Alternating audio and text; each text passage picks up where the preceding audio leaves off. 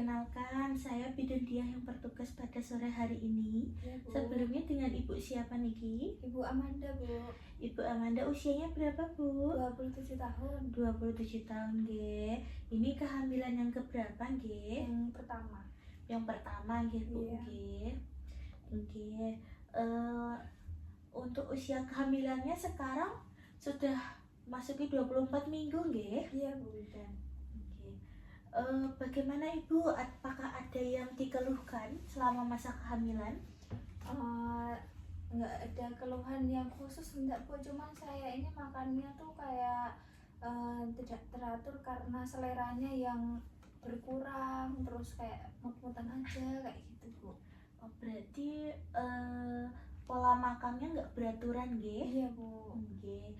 Sebelumnya apakah Ibu pernah mendengarkan atau mendapatkan pendidikan kesehatan atau pembelajaran mengenai nutrisi pada ibu hamil? Belum pernah, Bu. Jadi nanti mengenai keluhan ibu, saya akan memberikan penkes mengenai nutrisi pada ibu hamil. Apakah ibu bersedia? Bersedia, Bu. Bersedia, nggih. Iya. Ibu hamil itu perlu sekali mengonsumsi makanan yang mengandung sumber energi dan protein Iya. untuk menjaga energi dalam tubuh agar tidak lemas, nggih. Jadi kalau misalnya kita nurutin keinginan mood kita, maaf ini kok nggak pengen, maaf itu nggak pengen, nanti malah kasihan adiknya, nggih. Jadi yang namanya kita ibu hamil itu kita makan aja semuanya, tapi ya kita kalau bisa itu milih makanan yang mengandung sumber energi, sumber protein, mineral, dan lain sebagainya, nggih. Iya, Bu. Kenapa kok ibu hamil harus mengonsumsi energi dan protein yang tinggi? Karena agar nutrisi adiknya terpenuhi juga, gitu, nggih. Iya, Bu Bidan. Sampai sini aja yang ditanyakan. Cukup, Bu. Cukup, nggih. Jadi di sini saya punya leaflet, nggih. Iya, Niki Bu. bisa ibu lihat. Jadi sumber energi atau protein yang harus dikonsumsi untuk ibu hamil itu ada beberapa jenis seperti karbohidrat, protein, vitamin, dan mineral, nggih. Iya, Bu.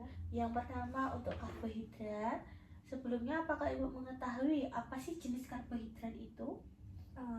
Nasi itu ya, Bu, yang termasuk. Oke, benar sekali. Nasi juga termasuk karbohidrat.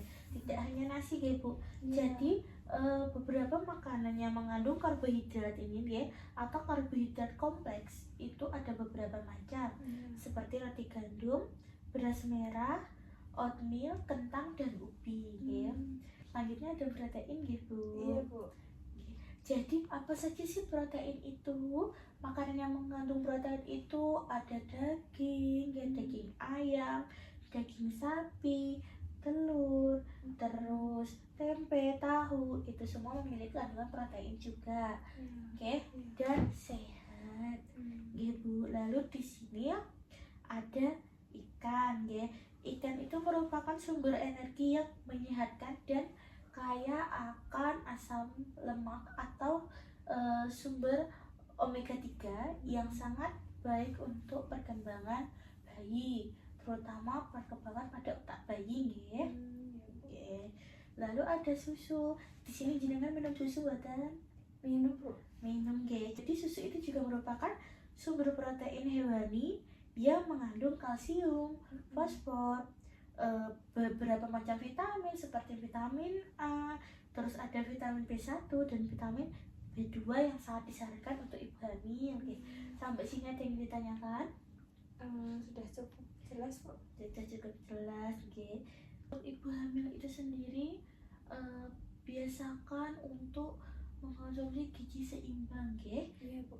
Yang pertama, biasakan untuk mengonsumsi aneka ragam makanan yang lebih baik seperti yang saya sebutkan, yaitu makanan yang mengandung vitamin, makanan yang mengandung karbohidrat, protein, mineral, ya.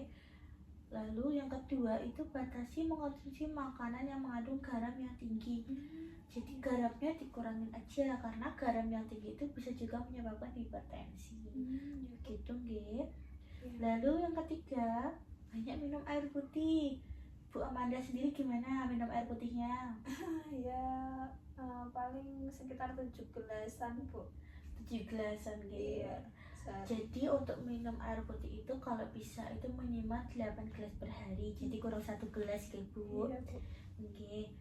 Yang terakhir, batasi minum kopi. Minum kopi batal. Kalau kopi enggak Bu. Oke, bagus nih. Iya. Oke, selanjutnya Ibu masih mengonsumsi asam folat? Masih Bu, tapi sehari 1 ya Bu. Iya, asam folatnya masih? Masih Bu. Oke.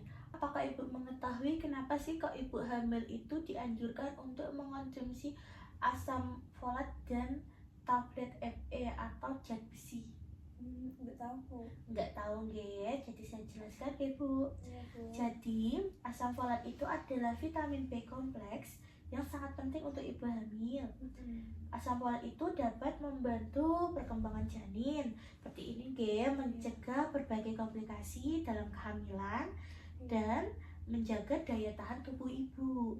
Penggunaan asam folat itu juga dapat mengurangi resiko kelahiran pada bayi dengan spina bifida atau kelainan saraf yang efektif diberikan sebelum konsepsi sampai usia kehamilan 12 minggu nggih. Jadi kenapa kok ibu hamil itu dari awal kehamilan harus mengonsumsi asam folat gitu. Jadi untuk dosisnya sendiri, asam folat itu dikonsumsi sebanyak 400 mcg atau 0,4 mg per hari nggih. Kenapa kok kita harus minum per hari atau setiap hari? Karena untuk mengurangi kejadian anemia pada ibu hamil atau megaloblastik dalam jumlah yang besar nggih. Tampon. Sampai sini ada yang ditanyakan?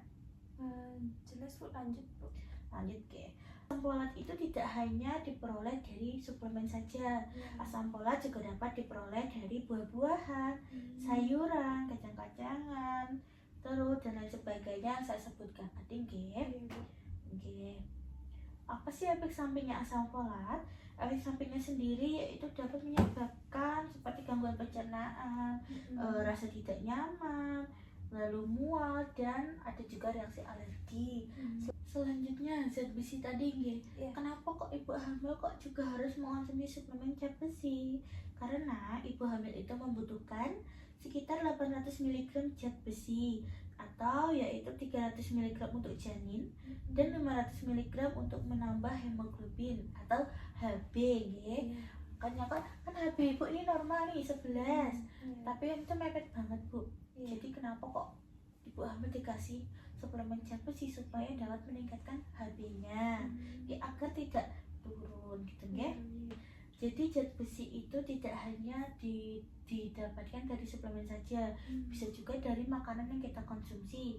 Seperti ini guys, seperti daging merah, tiram, hati sapi dan lain sebagainya. Jadi suplemen zat besi itu dapat membantu mengurangi kejadian anemia defisiensi besi, ya.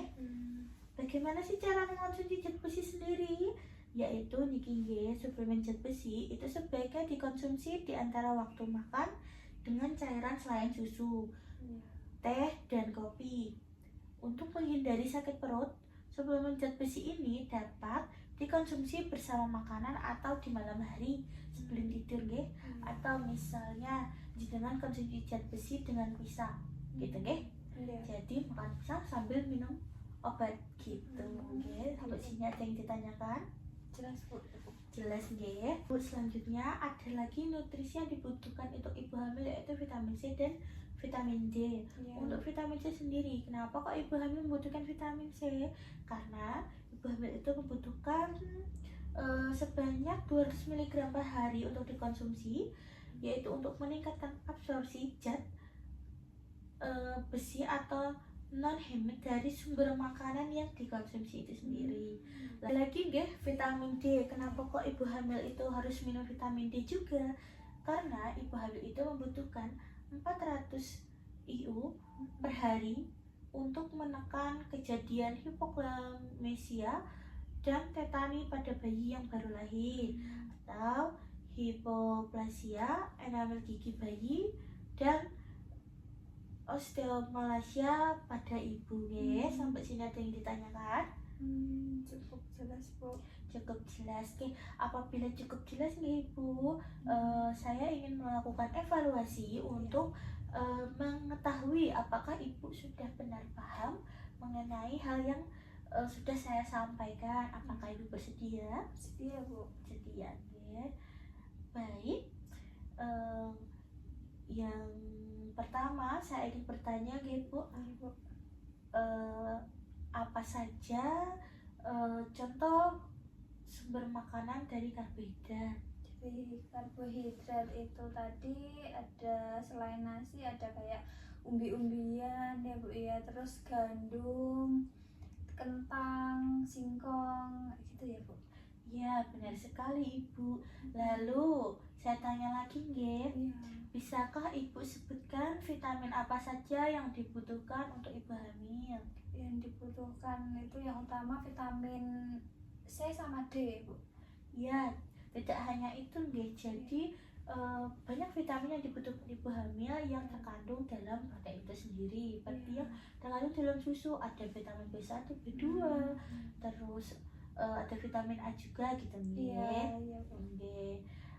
Sampai sini ada yang ditanyakan? Terus sudah jelas Sudah jelas nih. Jadi makannya lebih diatur lagi nih Bu. Iya Bu. Jadi jangan nurutin mood lagi ya. Iya. Kalau kayak gini saya lebih tahu, insya Allah nanti saya implementasikan Bu. Nutrisinya dipenuhi lagi ya untuk kesehatan adik bayinya, apalagi ini anak pertama gitu. Iya, anak pertama Bu. Nggih, saya rasa cukup nggih Bu nggih. Sudah cukup, saya cukupkan sampai di sini Iya, nggih. Bu.